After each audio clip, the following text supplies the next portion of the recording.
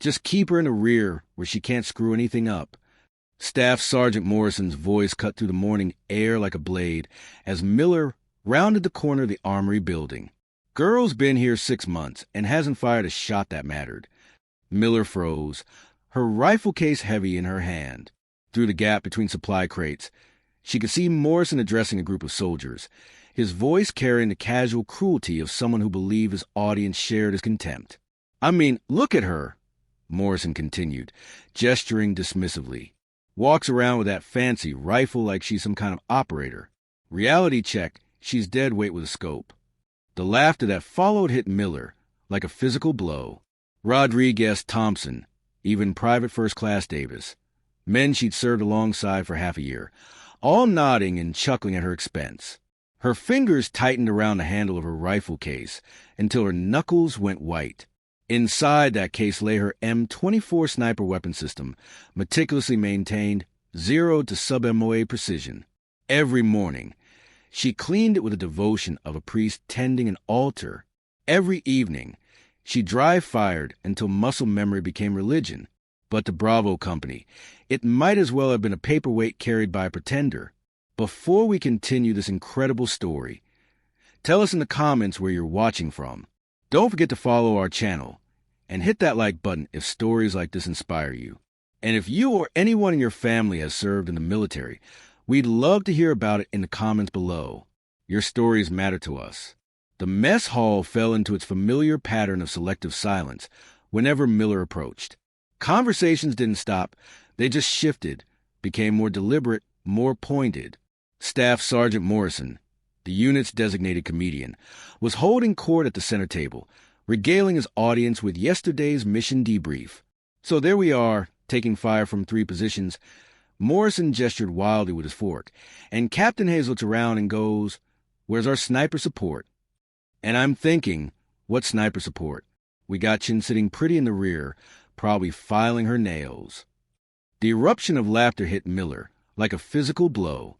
She stood frozen in the doorway, tray in hand, watching as Morrison pantomimed looking through a scope with his fingers.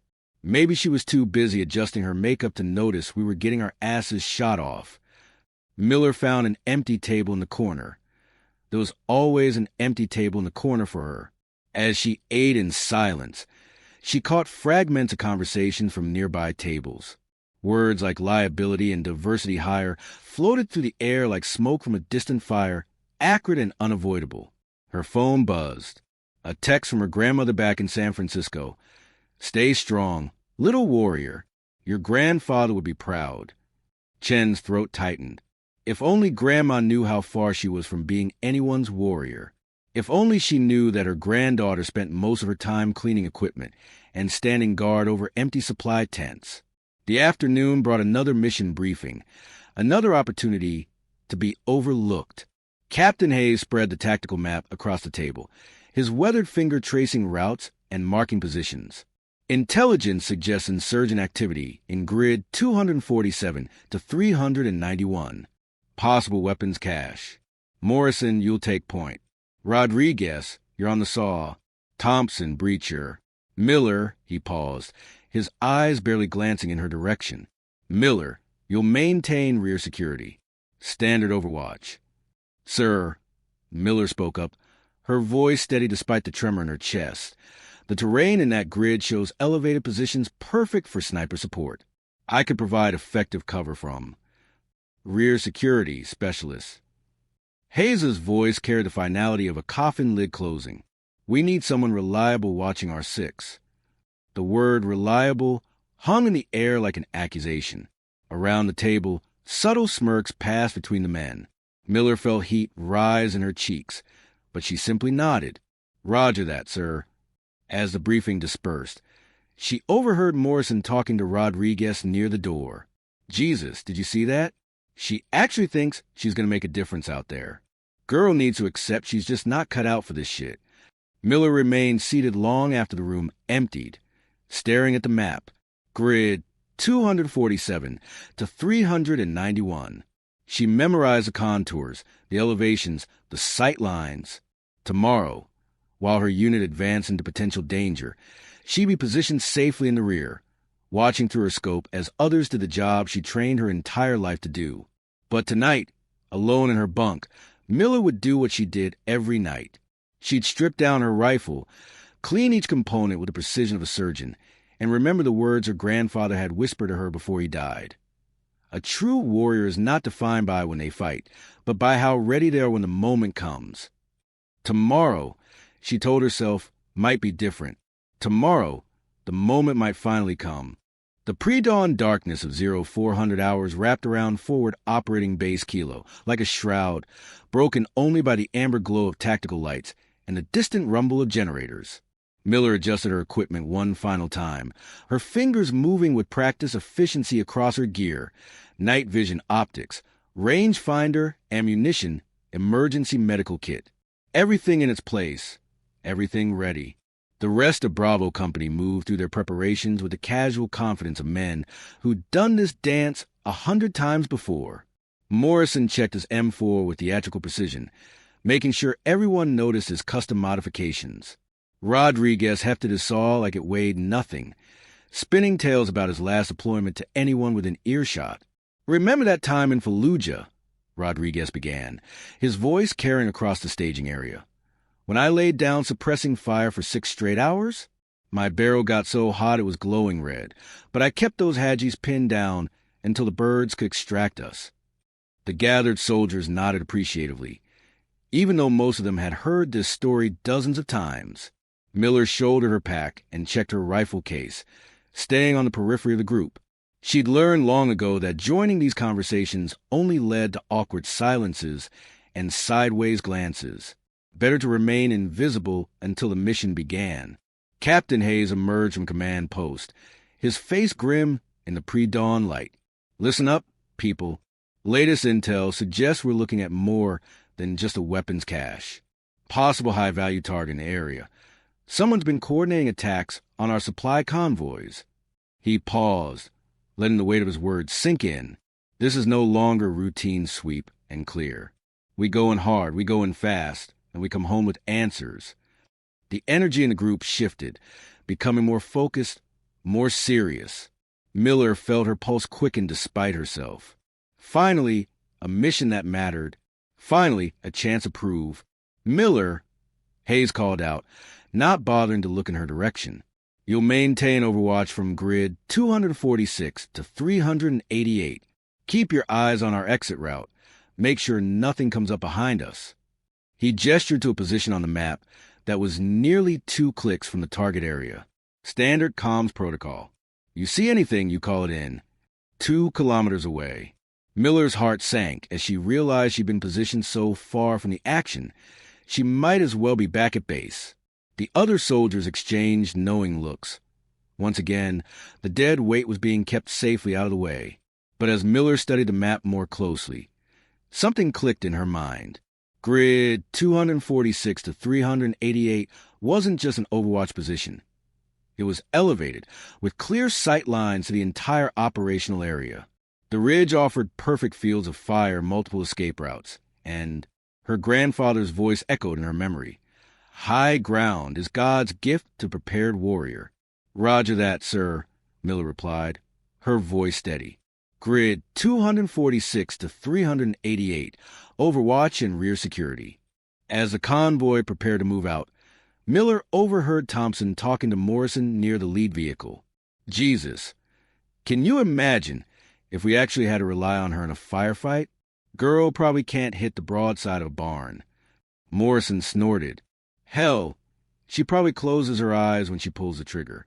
Good thing Hayes has the sense to keep her on the bench." The word stung, but Miller had developed thick skin over the past 6 months. Instead, she focused on the mission ahead. As she climbed into the rear transport vehicle, she pulled out a small, worn photograph from her breast pocket. Her grandfather in his Marine dress blues, standing at attention outside Camp Pendleton in 1968. Gunnery Sergeant William Miller had served 3 tours in Vietnam, earning a Silver Star, 2 Bronze Stars, and a Purple Heart. He'd never talked much about the war, but in the quiet moments before his death, he'd shared stories with his granddaughter. Stories about patience, about waiting for the right moment, about the difference between shooting and being a sniper. A sniper doesn't just shoot, Sarah, he'd told her during one of their last conversations. Any fool can pull a trigger. A sniper sees everything, knows everything, protects everything. You're not just a marksman. You're a guardian angel with a scope. The convoy rumbled to the Afghan countryside as the sun began to rise, painting the mountains in shades of gold and crimson. Miller watched the terrain roll past, automatically calculating ranges, wind patterns, concealment positions. Her mind worked like a tactical computer, processing variables and scenarios that her unit would never think to consider. As they approached the operational area, Miller's radio crackled to life. Ghost actual to all units, approaching checkpoint Alpha. Miller, you're being dropped at your position in 5 mics. Remember, watch R6 and keep the chatter to a minimum. Ghost actual. The irony wasn't lost on her. Soon, she thought, they might understand just how appropriate that call sign really was. The transport vehicle slowed to a stop at the base of a rocky ridge. Miller shouldered her gear and stepped out into the morning heat, watching as the rest of the convoy continued toward their target. As the dust settled and the sound of engines faded into the distance, she was left alone with the silence of the mountains and the weight of her grandfather's legacy. Time to climb. The rocky face of the ridge stretched above Miller like a jagged monument to patience. Each handhold a test, each foothold a choice between the easy path and the right one. She'd been climbing for 40 minutes, her breathing controlled despite the thin mountain air, her movements deliberate and silent. Below, the operational area spread out like a tactical map come to life. Through her scope, she could see Bravo Company advancing on a suspected weapons cache, a cluster of mud brick buildings nestled in a valley between 2 ridgelines. They moved with textbook precision, Morrison on point, Rodriguez providing overwatch with a saw, Thompson preparing to breach. Professional soldiers doing professional work. But Miller saw what they couldn't see. From her elevated position, the entire battlefield revealed itself like a deadly chessboard, 300 meters to the east of the target buildings, partially concealed by a cluster of rocks and scrub brush. She spotted movement. Her scope's crosshairs settled on the position. 2 figures in desert camouflage, one carrying what appeared to be an RPG-7. Her radio crackled. Ghost actual to overwatch. Approaching target buildings now. Any movement on the perimeter? Miller keyed her mic. Overwatch to Ghost actual. I have 2 possible hostiles.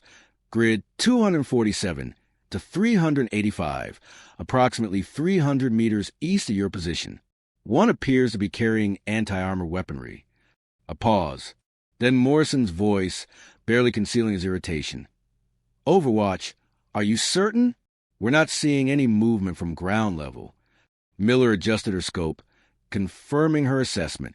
The figures were well concealed from ground level, but clearly visible from her elevated position.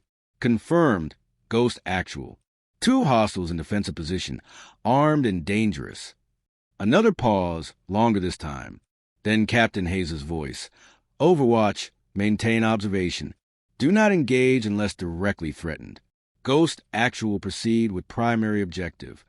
Miller felt her jaw clench. They weren't taking her seriously. Again, she watched through her scope as her unit approached the buildings, completely unaware of the trap that was about to spring. The 2 hostiles she'd spotted were repositioning, moving to get a better angle on the approaching soldiers. But there was more. As Miller continued her scan of the area, she spotted additional movement. Muzzle flashes from windows in the target buildings. Fighters moving between structures, the glint of weapons being positioned. This wasn't just a weapons cache.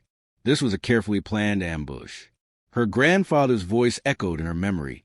Sometimes, Sarah, you have to trust what you see more than what others believe. A sniper's eyes are her most important weapon. More than any rifle, more than any scope. Trust your eyes. Miller counted at least 7 hostiles in various positions around the target area. Her unit was walking into a killing field, and they had no idea. Ghost actual, this is Overwatch, she called into her radio, her voice urgent but controlled. I'm counting multiple hostiles in prepared positions. Recommend immediate withdrawal and reassessment. Morrison's voice came back sharp and dismissive. Overwatch, we're 30 seconds from target. Unless you're taking fire, maintain radio silence. Miller watched in horror as the first shots rang out. Muzzle flashes erupted from 3 different windows in the main building, and she saw Morrison dive for cover behind a low stone wall.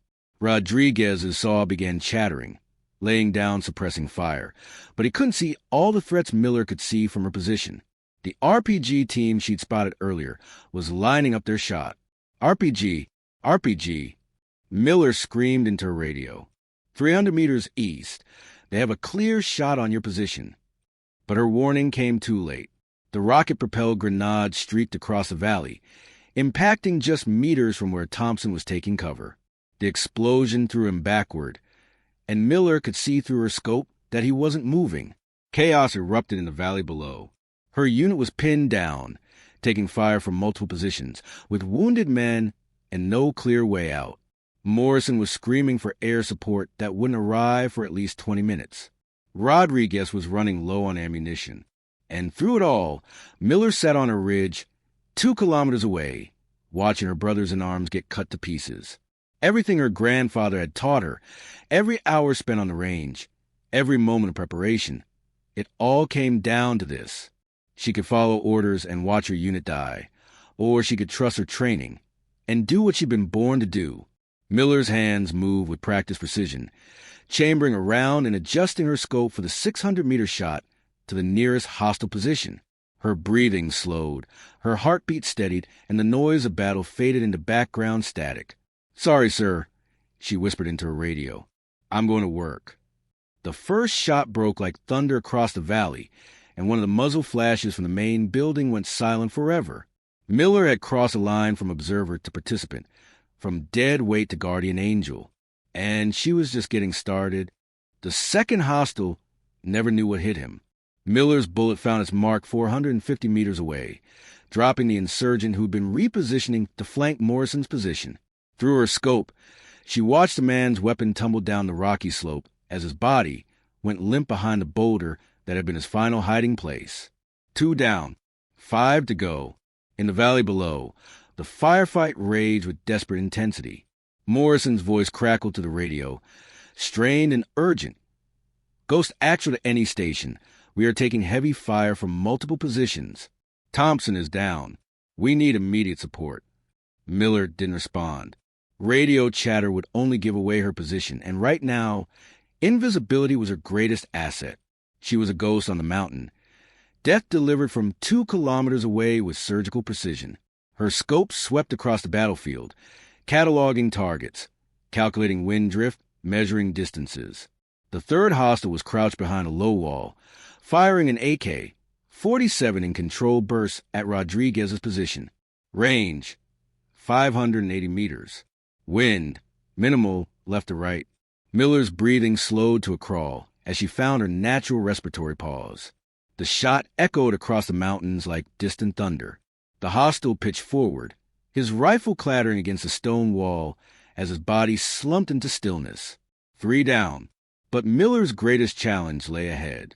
The RPG team that had wounded Thompson was repositioning for another shot, and they'd chosen their new position well, partially concealed behind a cluster of boulders with only brief windows of exposure. Miller would have to time her shot perfectly, waiting for the exact moment when her target presented himself. Through her scope, she watched the loader emerge from cover, carrying another rocket. The shot would be nearly 650 meters at an acute downward angle, with a crosswind that had picked up in the last few minutes. Miller adjusted her scope's elevation and windage, her grandfather's voice guiding her calculations. Distance is nothing, wind is everything, and patience is the difference between a hit and a miss. She waited. 1 heartbeat. 2. 3. The RPG gunner rose from behind the boulder, shouldering his weapon, lining up his shot on Morrison's position. Miller's crosshairs settled on center mass, her finger taking up the slack on the trigger.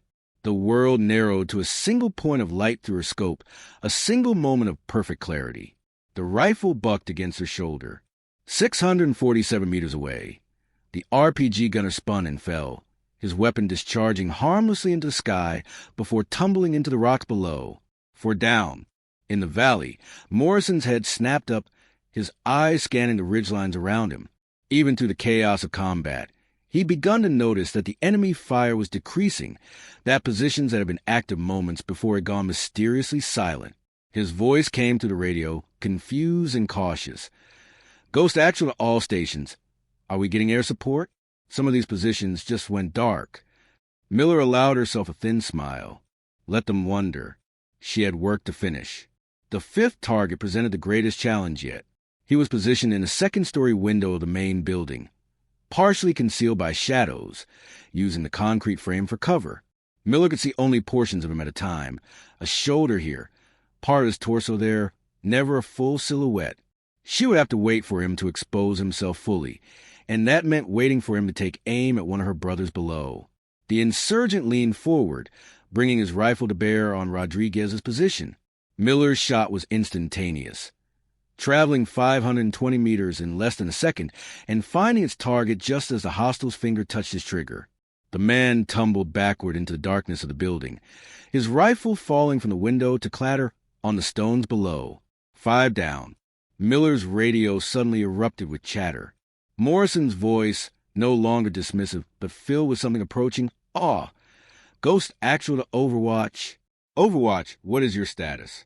We're seeing hostile positions going silent all around us. For the first time since the firefight began, Miller keyed her mic. Overwatch operational. I see 2 more hostiles in the eastern building. Stand by. Overwatch. Morrison's voice was different now, respectful, almost reverent. Are you doing this? Are you taking out these positions? Miller's scope found the 6th target, another fighter positioned behind a pile of rubble, using a light machine gun to suppress Rodriguez's position. The math was simple. 380 meters minimal wind, slight downward angle. Her grandfather had made harder shots with iron sights in the jungles of Vietnam. Confirmed, Miller replied, and squeezed the trigger. The machine gun went silent forever. 6 down. 1 to go. But the 7th hostile had learned from the fate of his comrades. He was moving, using the buildings for cover, never staying in one position for more than a few seconds. Miller tracked him through her scope as he darted between shadows. A professional fighter who understood he was being hunted by something he couldn't see. This last shot would require everything her grandfather had taught her, everything she'd learned in the long, lonely months of being dismissed and overlooked. This shot would be the difference between bringing her unit home alive and watching them die in a valley far from home. Miller's finger found the trigger, and she prepared to earn her place among warriors. The 7th hostile was smart, too smart. Miller tracked him through her scope as he used every piece of cover available, moving in unpredictable patterns, never exposing himself for more than a fraction of a second. He'd seen what happened to his comrades, and he wasn't going to make the same mistakes. Through her radio, Miller could hear the controlled urgency in Morrison's voice as he coordinated with Rodriguez. Overwatch has been taking out positions all around us, but there's still one shooter in the eastern building. He's got us pinned down, and Thompson needs medical attention now. Miller watched the hostile through her scope, studying his movement patterns, learning his rhythm. He was using a burst fire technique, emerging just long enough to send a few rounds downrange before disappearing back into cover. Professional, disciplined, dangerous. But Miller had something he didn't. Patience learned from a grandfather who'd waited 3 days in a Vietnamese tree line for a single shot that saved his entire platoon. The hostile made his mistake on the 7th burst. Instead of ducking back immediately, he lingered for a half-second longer, confident in his concealment, adjusting his position for a better angle on Rodriguez. That half-second was all Miller needed. The shot traveled 610 meters in perfect silence until it found its target. The last hostile pitched forward and disappeared from view, his rifle tumbling from the window, opening to crash on the rocks below. 7 down. All clear. The sudden silence in the valley was deafening. After 20 minutes of intense gunfire, the absence of sound felt almost supernatural. Miller could hear her own heartbeat, the whisper of wind across the rocks, the distant call of a hawk circling overhead. Morrison's voice came through the radio, hushed with something approaching disbelief. Overwatch. Overwatch, all hostile fire has ceased. I repeat, all hostile fire has ceased. What's your status? Miller keyed her mic, her voice steady and professional. Overwatch to Ghost Actual. Area is secure. 7 hostile targets eliminated.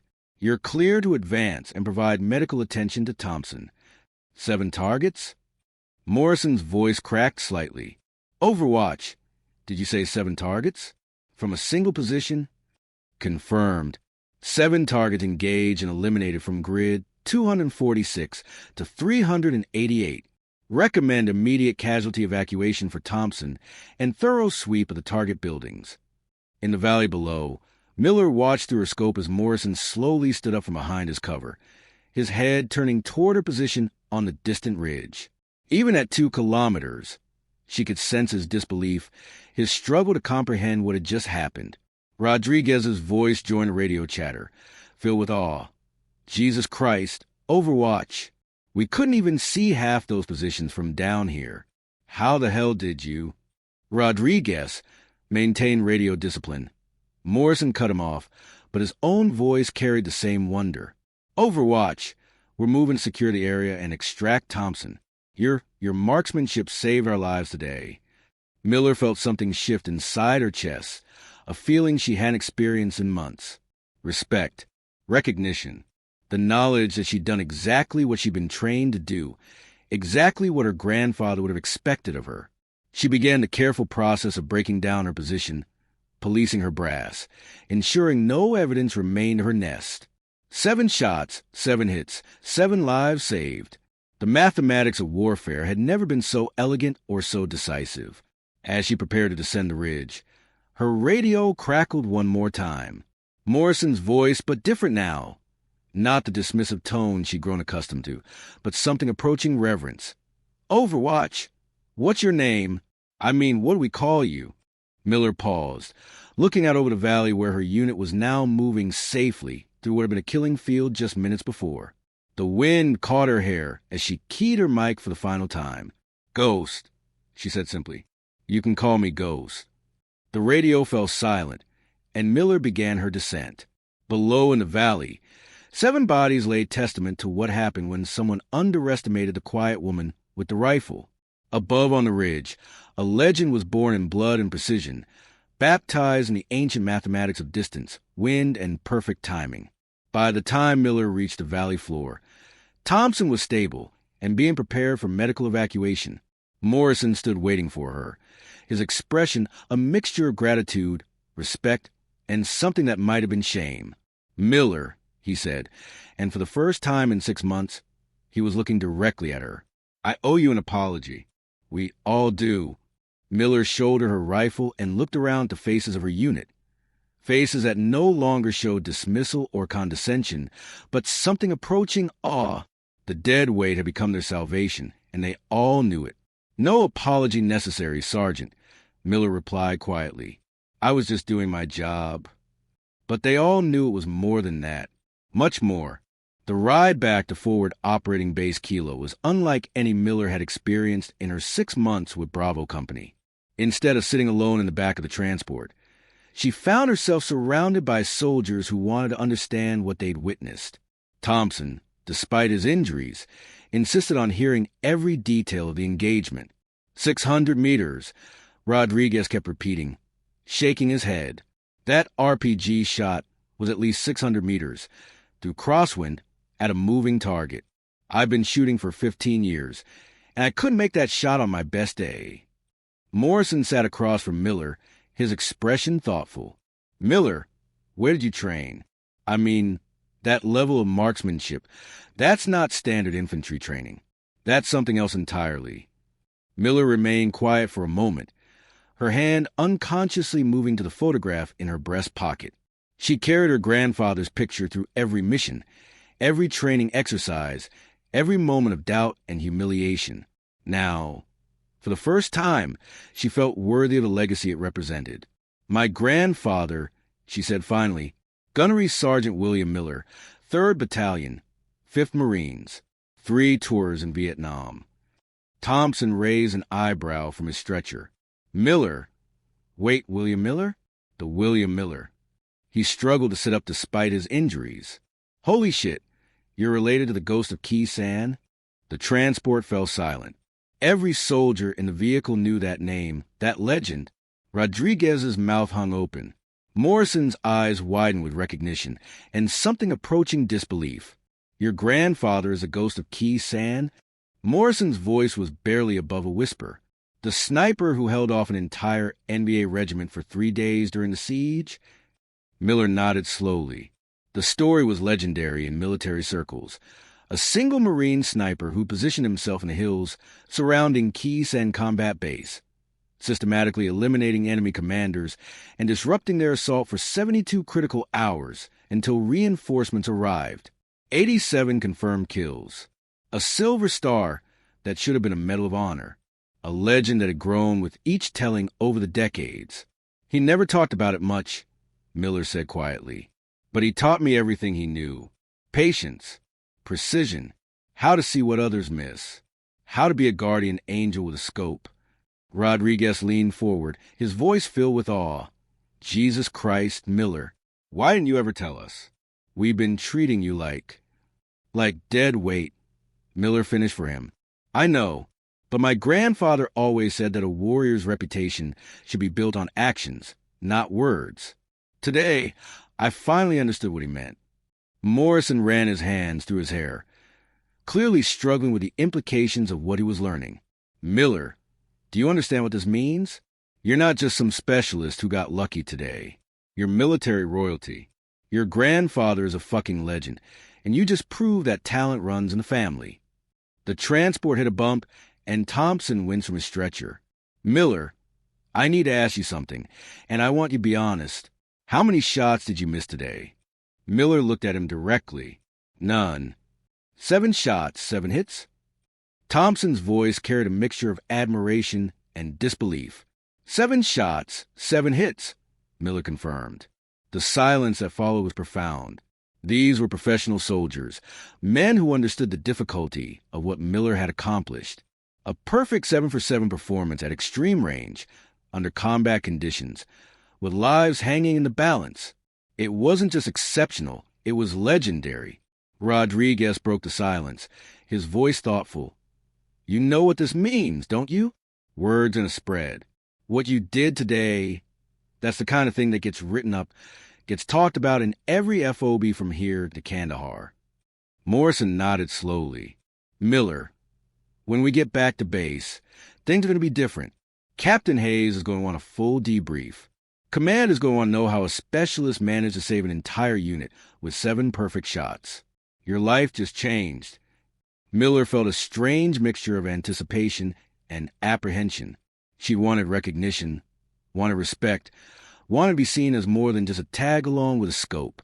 But she'd never considered what would happen when that recognition actually came. There's something else, Thompson said from his stretcher, his voice serious. Miller, you saved my life today. That RPG would have killed me if you hadn't taken out that team.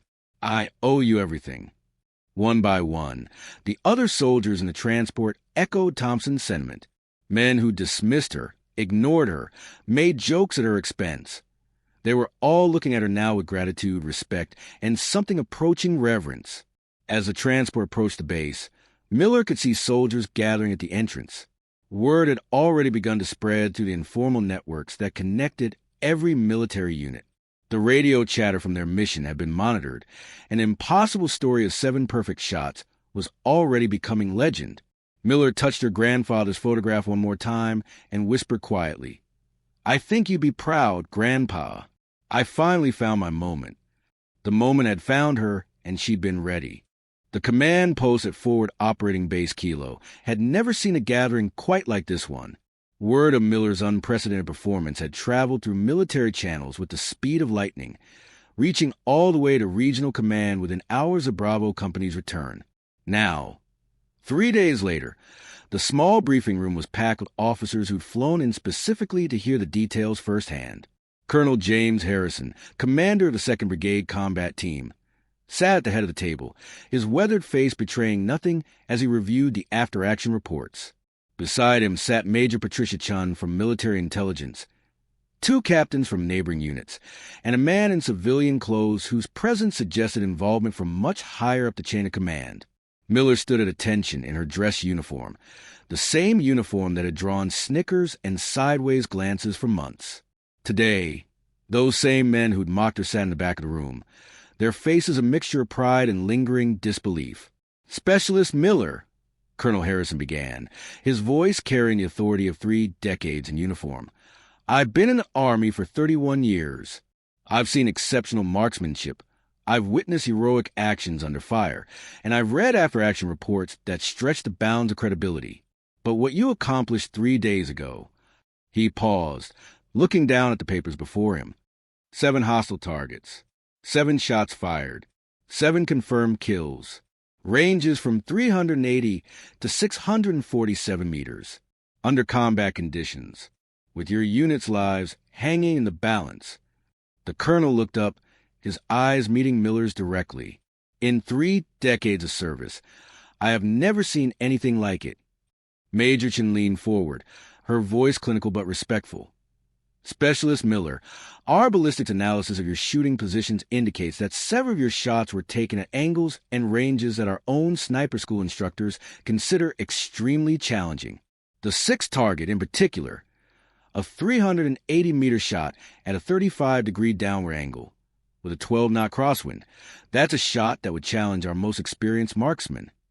And you made it under fire," added Captain Hayes, who'd been largely silent since the mission. "While your unit was pinned down, while lives were at stake, while most soldiers would have been dealing with adrenaline and tunnel vision, you made 7 perfect shots." The civilian in the corner spoke for the first time, his voice quiet but carrying obvious authority. "Specialist Miller, my name is David Reeves. I work with, let's call it a specialized unit that's always interested in exceptional talent. Your performance has attracted attention at the highest levels of military command." Miller felt her pulse quicken, but she maintained her composure. "Thank you, sir." Colonel Harrison stood, walking around the table to face Miller directly. "Specialist, before we discuss your future, I need to address something that's been brought to my attention. Something about your family history." The room fell silent. Miller's heart hammered against her ribs as the colonel continued. "Your grandfather, Gunnery Sergeant William Miller, the ghost of Key San." Harrison's voice carried a tone of deep respect. 87 confirmed kills during the siege. Held off an entire NVA regiment for 3 days. Silver Star, 2 Bronze Stars, Purple Heart. He paused, studying Miller's face. "Why was this information not in your personnel file?" Miller's throat felt dry. "Sir, my grandfather believed that each generation of warriors should earn their own reputation. He didn't want his legacy to influence how I was perceived or treated." "And yet," Harrison continued, "despite having the bloodline of one of the most legendary snipers in Marine Corps history, you've been relegated to rear security and equipment maintenance for 6 months." The words hung in the air like an accusation. Miller could see Morrison and Rodriguez shifting uncomfortably in their seats, the weight of their past dismissal settling on their shoulders like lead blankets. Major Chin spoke up. "Sir, if I may, this situation represents a significant failure in talent identification and utilization. Specialist Miller's capabilities were systematically overlooked and underutilized for months." Colonel Harrison nodded grimly. "Indeed, which brings us to why we're all here today." He turned back to Miller, his expression serious.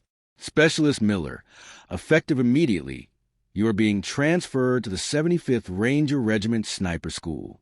Upon successful completion, and given your demonstrated abilities, there's no question of success. You'll be assigned to a Special Operations Unit where your talents can be properly utilized." The room erupted in murmurs of approval and amazement. Miller felt the world shifting around her, the future she dreamed of suddenly becoming reality. "Furthermore," Harrison continued, raising his voice to quiet the room, "you are being recommended for the Bronze Star with Valor for your actions on September 15th. Your quick thinking, exceptional marksmanship, and decisive action under fire saved the lives of your entire unit." Morrison stood up from his seat in the back, his voice carrying across the room. "Sir, if I may, Specialist Miller deserves more than our gratitude. She deserves our apology. We failed to recognize what was right in front of us. We let our prejudices blind us to exceptional talent. One by one, the other members of Bravo Company stood as well, their faces reflecting genuine remorse and respect. Rodriguez, Thompson despite his injuries, even Sergeant First Class Davis, who'd barely spoken to Miller in 6 months, they all stood in silent acknowledgement of their failure and her excellence. Colonel Harrison looked around the room, his expression thoughtful. Gentlemen, this situation will serve as a learning experience for all of us. Talent comes in many forms, and our job as leaders is to recognize and cultivate that talent, not to dismiss it based on preconceived notions. He turned back to Miller, his voice carrying a note of formality. Specialist Miller, do you accept this transfer and the opportunities it represents? Miller's voice was steady, strong, filled with quiet confidence. Yes, sir. I do. Outstanding. Welcome to the next phase of your career, Ghost. The nickname had stuck, and somehow Miller knew her grandfather would approve. 6 months later, the story of the Ghost had become the kind of legend that spreads through military bases like wildfire, growing with each telling while somehow never losing its essential truth. In mess halls from Afghanistan to Germany, in training facilities from Fort Bragg to Fort Benning, soldiers told the story of the specialist who was dismissed as dead weight until she saved her entire unit with 7 perfect shots. Staff Sergeant Sarah Miller, her new rank reflecting her rapid advancement through the Ranger Regiment, stood at the edge of the shooting range at Fort Bragg, watching a new class of sniper candidates work through their qualification course. The irony wasn't lost on her. 6 months ago, she'd been the one being overlooked and underestimated. Now she was the instructor others looked up to, the legend they aspired to become. Ghost, you got visitors, called out Master Sergeant Rodriguez.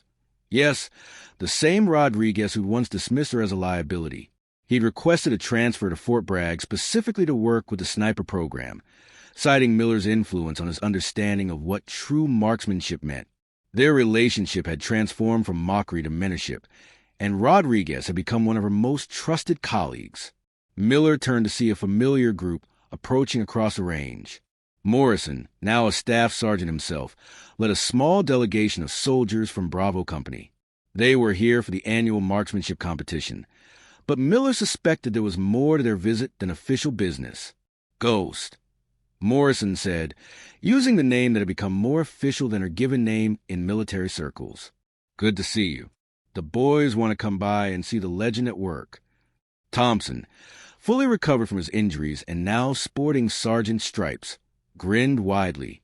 We heard you're breaking records again. Word is you qualified 3 new snipers last month who couldn't hit the broadside of a barn when they started.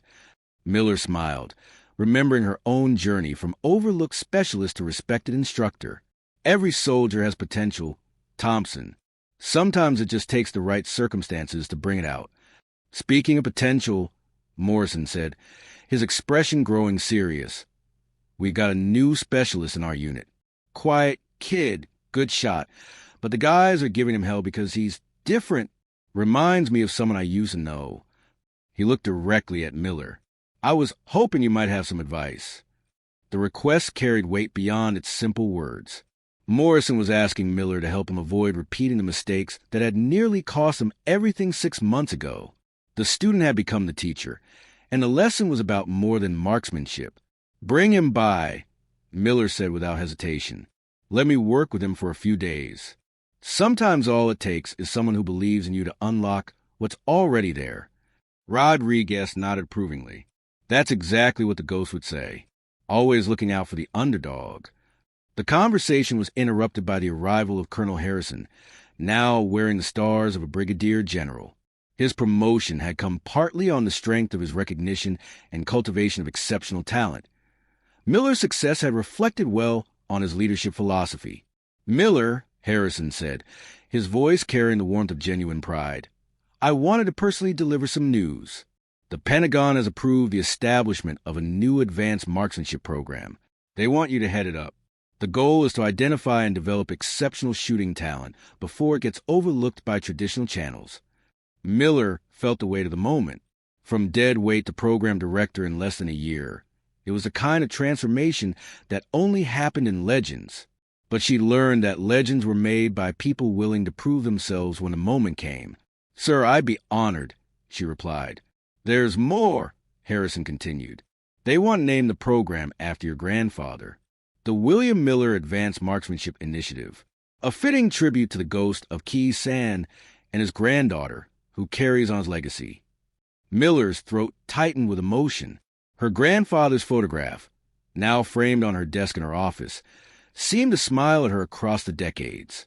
The man who taught her that warriors were defined not by when they fought, but by how ready they were when the moment came, would see his name attached to a program designed to ensure no exceptional talent would ever be overlooked again.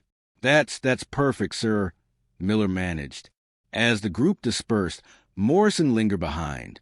Miller, Ghost, I need to say something. What happened back in Afghanistan, the way we treated you, it's going to stay with me for the rest of my career.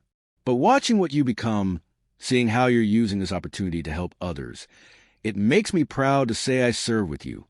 We all served together, Morrison. That's what matters now. No, Morrison shook his head. You served despite us. There's a difference, and I'll never forget it. That evening, alone in her quarters, Miller sat at her desk writing the curriculum for the new program. On the wall hung her Bronze Star, her Ranger tab, and her instructor certification. But the item she treasured most was still the worn photograph of her grandfather in his Marine dress blues. She picked up the photo, studying the face of the man who'd shaped her into a warrior long before she'd ever held a rifle. We did it, Grandpa, she whispered. The moment came and I was ready. Outside her window, new students were arriving for the next sniper course. Among them would be overlooked specialists, dismissed soldiers, and underestimated warriors who just needed someone to believe in their potential. Miller would be there for each of them, ensuring that no one would ever again be called dead weight when they carried the heart of a ghost. The legend of the ghost would live on, not in stories told in mess halls, but in the careers of every soldier who would never be overlooked because Sarah Miller had proven that exceptional talent could emerge in the most unexpected places.